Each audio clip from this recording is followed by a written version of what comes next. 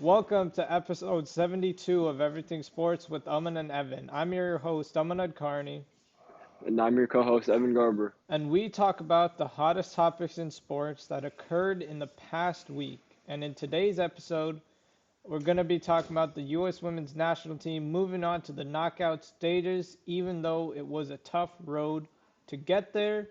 And then we're going to talk about fantasy football as it is upcoming. Most drafts will be done by the end of August, so we're going to give you all the tips. Fantasy Minute will be back as the season starts, and then obviously for basketball as well. And then we are going to talk about the Jonathan Taylor situation. Last week, we talked about the running back market as a whole. There is a fact that I'm going to share later on in this episode, so stay tuned for that. But this is just a nasty situation that's going on between Taylor, Jim Irsay, and the Colts. But before we get started, make sure to follow us on all social media platforms. Everything Sports with Aman and Evan is obviously our podcast name. You can find it on all social media platforms on screen right now if you're on YouTube, or in the description if you're on Spotify and Apple. But U.S. women's national team, they were so close to getting eliminated in the group stage. Obviously, Pacific time, it was at midnight. We were technically up right until midnight. I wanted to stay up, but I was too tired. But I mean, it was a struggle. They nearly lost to Netherlands, faced a deficit there. All teams beat Vietnam, so you figured that it was going to be between USA, Portugal, Netherlands. Netherlands, they beat Vietnam by huge margins, so they topped the group. Then United States, Portugal, and then obviously Vietnam came in last. But there's a lot of like isolated play going on with the U.S. women's national team. I get there's a lot of young players, but you still have Rose Lavelle, Lindsey Horan, Julie Ertz, Alex Morgan, like just to name a few, Crystal Dunn, all these experienced players. I feel like the forwards, they do need to help out a little bit more, because there's been so many times where the other country has dribbled into our area, and then Julie Ertz and Crystal Dunn, Naomi Girma are there to save the day. But we easily could have been going home and not made it to the knockouts, because let's not forget, it was a 0-0 draw the last game, and Portugal hit the goalpost in stoppage time. And had that gone in, it would be a different story. U.S. women's national team would not be moving on. Obviously, they are my pick to win it all, because I think the cohesiveness that I thought was there is not there, but I feel like there's still some decent chemistry going on. So, what is your reaction to how the U.S. women's national team World Cup bid is going so far? Yeah, I mean, going into it, there were definitely lower expectations than usual than these past few World Cups, obviously, where U.S. has been completely dominant, the clear favorites by literally everyone, I feel like. But in this year, they're not exactly the clear favorites because, of course, their age from a lot of the top players, and then of course, they have a lot of youth on their team as well. And of course, chemistry was again another thing that was brought up because the past three World Cups, you had pretty much the top players. They were all there. They all played in most of them, if not all three of those World Cups. And there was just so much chemistry on those teams. Teams were amazing. But now you have some of them retired, some of them just not the same player that they were. And then the young players, they're trying their best, but it's just not working out. I mean, the offense is pretty lackluster. It seems like most of the time. I mean, they get some good opportunities, but someone's not in the right place, or someone miscommunicates or something. There's something off every single time. It seems like when they have a great opportunity, and they can't put the ball in the net most of the time, and that's obviously not going to win you any soccer games, no matter how good your defense is. Because I mean, once you get into the overtime or PKs, it's really anybody's game. Like anyone can win it at that point, and you don't want that if you're the U.S. You don't want to be pushing it into those PKs, extra time, when you know you can easily win it in regulation if you just play the team like they have shown that they can. But it's just been a complete struggle so far this year. I agree. I feel like, again, they faced a deficit for the first time in 13 matches against Netherlands, which is already, that was eye-opening right there. And then Lindsay Oran got angered by her own club teammate, scored right after. That was a great sequence, but now it's anyone's game, single elimination. All that matters is you get the win. Honestly, at this point, doesn't matter. I always say this when it's playoffs for any sport. It doesn't matter how you get the win, you just need to win because in basketball, you win by 40 or you win by 1 point in the playoffs, it still counts as one game.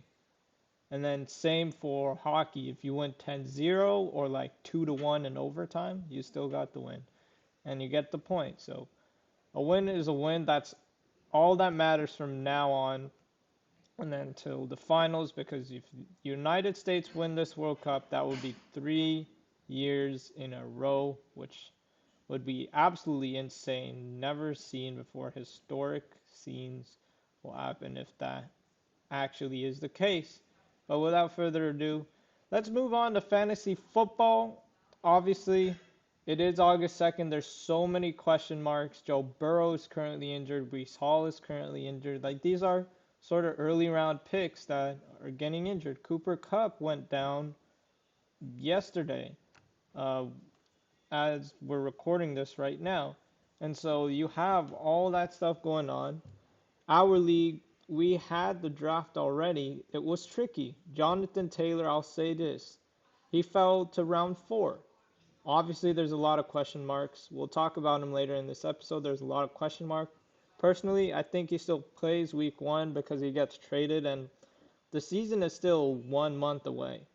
I feel like maybe by the time we record the next episode, I feel like he's going to get traded. And that's just my opinion because they haven't been treating him well at all. And then in terms of fantasy, Justin Jefferson, the consensus #1 pick amongst all leagues. I feel like McCaffrey almost went first, Kupp almost went first, but I will say, at least my strategy is to stack up on running backs early because I feel like there's a drop off, whereas you can still get a lot of great receivers in round 4, round 5, maybe even round 6.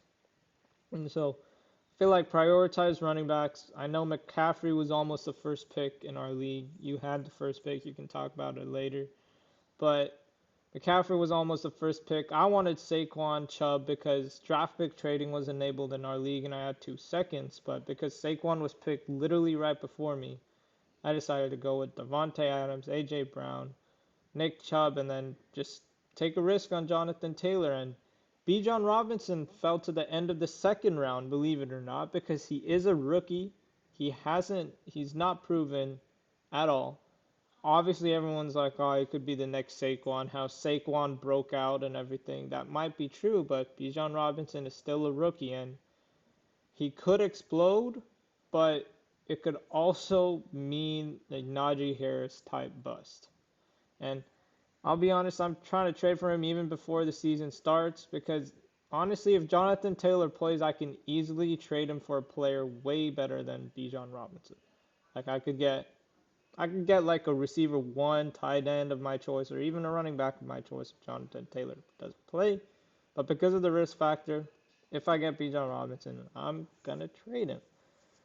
But I feel like you should definitely prioritize running backs early on because there has been a drop off, I feel like. So what is your reaction, draft strategy and everything?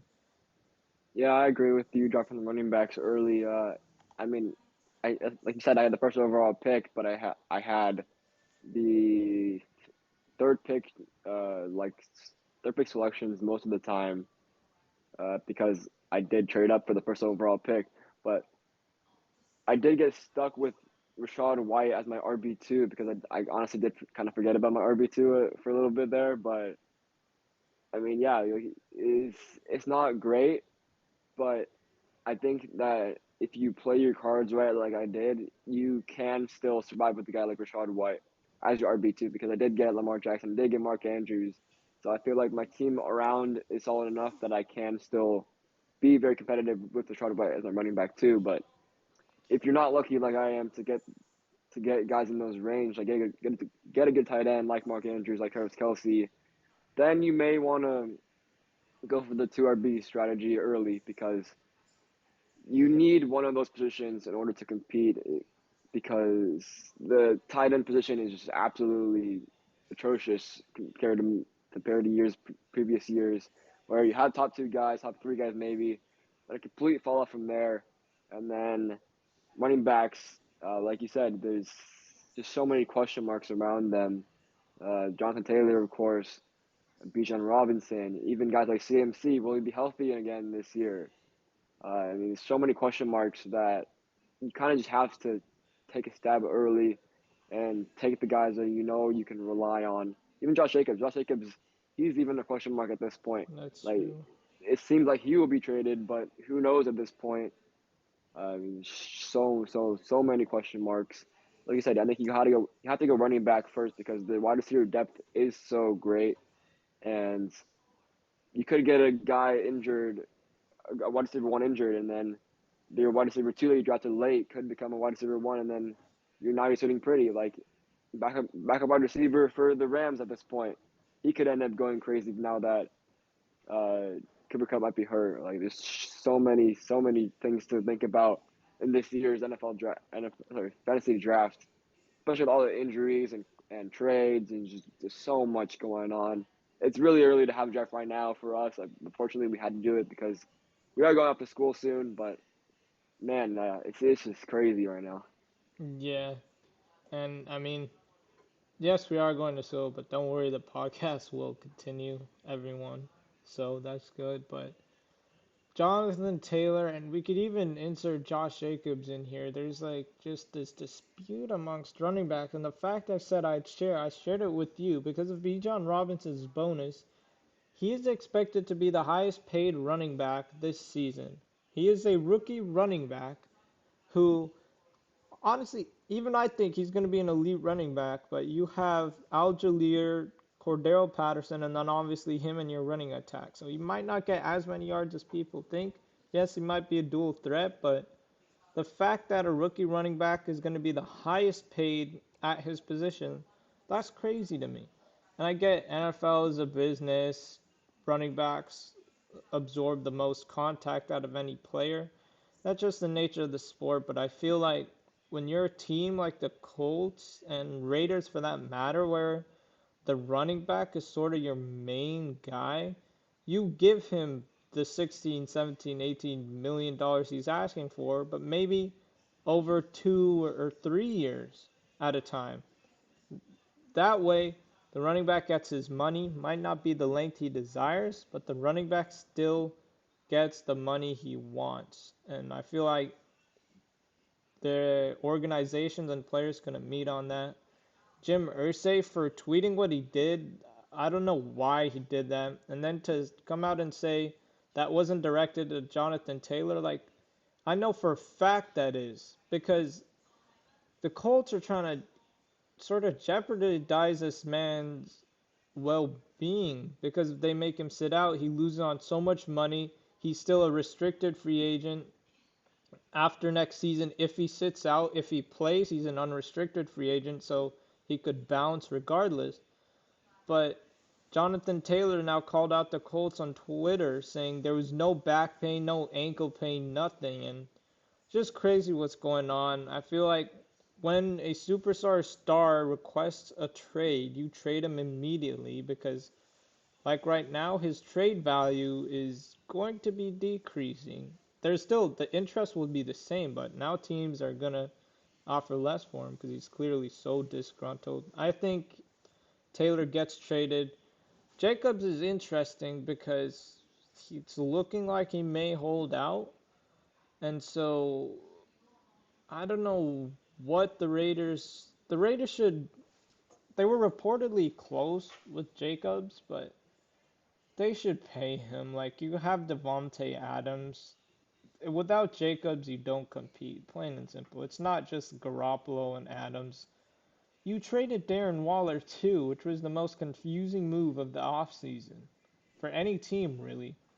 And so I think the running back situation is just a huge mess, especially in terms of Taylor and Jacobs. What do you think?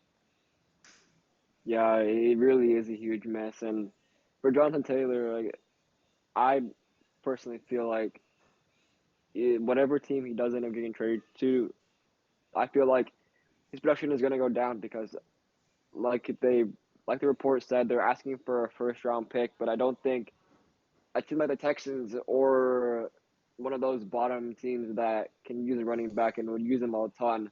I don't think they can give it the first round pick, but a team like the Bills or something like that, where, or even the Chiefs, where they can give up a first round pick, a late first round pick, and just use him just to have that part of their team, have the run game available. I think that's good for the team, obviously, but I just don't think it's good for his production if you're trying to get him in fantasy football. Uh, and then for Josh Jacobs, yeah, like you said, like we keep saying, like, he really just needs to get paid by the Raiders because the Raiders are not going anywhere without Josh Jacobs. As much stupid as it may sound, because it's Josh Jacobs, not exactly the best player in the whole NFL or anything, but when you have Jimmy Garoppolo on your team, you need a running back, a good running back, in order to survive, in order to strive, because he's not going to throw consistently well to Devontae Adams, to Hunter Renfrow, to whoever else wide receivers they have. He's not going to throw consistently to them as much as you may want him to, as much as you might try his best to. It's just not his best ability. His best ability is to have that run game with him, so that he has a chance to get to for the receivers to get open and check it down to them and then make them do all the work, which is exactly how the Niners were so good. I agree, and I mean those are great points. Like I feel like if you have a huge weapon like Jacobs and Taylor on your team, obviously I don't think the Colts compete with or without Taylor, but they have a better shot at maybe competing, making some noise if Taylor is on the team. He's one of the most important guys. Jacobs is one of the most important guys. I don't care what position it is, you pay the man that has been the face of your franchise. Not necessarily the face of your franchise, but one of the best players in your franchise for that season. But thank you for tuning in to episode 72 of Everything Sports with Aman and Evan. See you guys next week for episode 73, where maybe Jonathan Taylor could get traded. Who knows? We will see. But thank you guys for listening. See you next week.